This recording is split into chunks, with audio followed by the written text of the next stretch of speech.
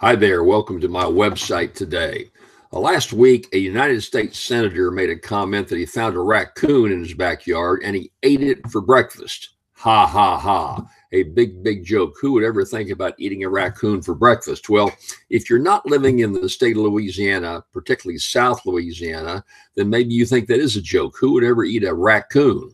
Well, if you come on down to the Bayou State, we eat about anything down here. We're very creative with the cooking. Now, we all know about the wonderful food in general, the restaurants in New Orleans, crawfish season, oysters, raw oysters, special things you don't find any other place in this country, and for that matter, any other place in the world. But there's a variety of game down here that are caught, that are cooked, and that aren't really all that bad. It's always a joke about alligator stew and eating alligator. An alligator is a pretty sumptuous dish. Alligator is something like chicken is what it is. Maybe not quite as tender as really tender chicken, but not that bad. I've eaten alligator all my life. And so there's a variety of things that we eat down here. And how I found this out might be interesting to you. I started practicing law in a little town of Faraday, Louisiana, up in northeast part of the state.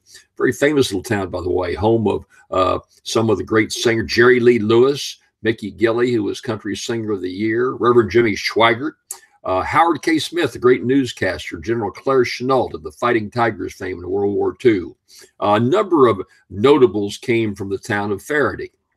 My daughter Campbell, that went on to host the Today Show on NBC, was born in Faraday, Louisiana. And so I opened up my shingle. I put my shingle out as a new practicing lawyer by myself in the little town of Faraday, not from there, didn't know anybody there. And of course, the traffic started coming in. It's not a very wealthy part of the state, and about half my clients really couldn't pay on time or pay anything at all. But when you're a country lawyer, you take about anything that comes in the door.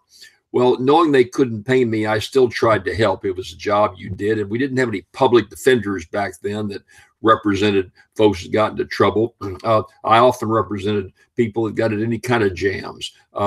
And so in any event, to pay me, often they just bring in game. I had ducks, I had geese, I had lots of deer meat, a variety of game, frogs, lots of fish, catfish, garfish, any number of types of fish would bring in. And we bought a big freezer just because the occasion, lived out in the country outside of Faraday, and stuffed my freezer with all this game. Well, in the wintertime, it was a different world up there. Then if all the weather was just right, we got one TV station, and often you couldn't get that.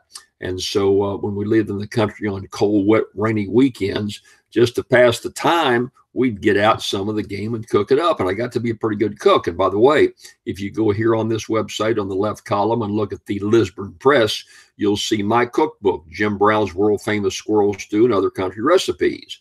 And in that recipe, in that cookbook, one of my recipes is for raccoon. Raccoon is something that is out in the wild. It's not hugely popular, but still a pretty in-demand dish down this way. Now, how do you cook a raccoon to make it tasteful? Well, the best person I can give you, the best source is a very famous governor of Louisiana named Jimmy Davis. Davis served for 2 terms as governor. What was most notable for a song that probably is the most recognizable song throughout the world. It's called "You Are My Sunshine," written by Governor Davis. And Governor Davis used to have a farm up in the northern part of the state, about an hour and a half above me. He would come back to the state capitol driving back and forth. My office was about kind of midway, kind of the bathroom stop, the coffee stop for the governor. He would drop by. I would fix him a cup of coffee. I'd let him tell me about politics. He taught me a great deal. And then often he'd want something notarized, and he'd pull out a form and say, "Brother Brown, I sure need a notary. Could you help me?" And I said, "Of course, Governor, I'll be glad to." And after it was over each time, I'd say, what do I owe you?" I'd say, "Governor, just sing me a few bars of 'You Are My Sunshine.'"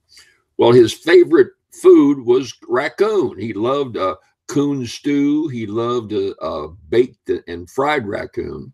And he gave me a recipe that's in my cookbook. And so I think he talked about boiling the raccoon for about 10 hours. Often he would then take the musk off, clean it all up, boil it, then cut it into strips and fry it. or he would make a raccoon stew out of it. Lots of ways to cook a raccoon. You can find it in my cookbook. I just share this with you to tell you the various things we eat. Great story to tell you. I was down in the southern part of the state, little town called Jeanerette here some years back. I was giving a speech to the local group. It was in the summertime, kind of warm. As I drove back through the country roads, I came across a small general store, and I stopped off at the general store to get something cold to drink. Well, I'm walking up the steps of the general store. There's a fella sitting off to the side. He's cooking up something. I could smell it steaming up. Had a nice flavor to it. What you cooking there, son? Or brother, I'd call him. Brother, I'd call everybody brother down there.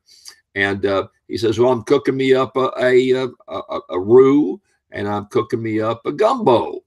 I said, what kind of a gumbo you cooking up? He says, I'm cooking up an owl gumbo.